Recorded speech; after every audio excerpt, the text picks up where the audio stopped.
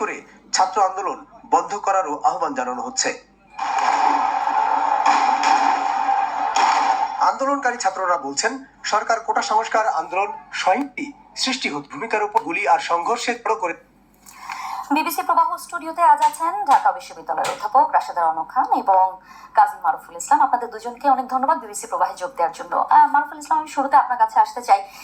খুব স্বাভাবিকভাবেই একটি প্রশ্ন এখন উঠছে যে কোটা ইস্যুতে গত কিছুদিন ধরে যা যা ঘটে গেছে, সহিংসতা, ধ্বংসযজ্ঞ, প্রাণহানি, কিন্তু এখন প্রাণহানির প্রসঙ্গটির চেয়ে মানে কি রাষ্ট্রীয় সম্পদের ক্ষয়ক্ষতির বিষয়টি প্রাধান্য পাচ্ছে কিনা, এই বিষয়টি কিন্তু এখন একটা প্রশ্নের মতো হয়ে দাঁড়িয়েছে। কি মনে করেন? ধন্যবাদ বিবিসিকে আমাকে যুক্ত করার জন্য।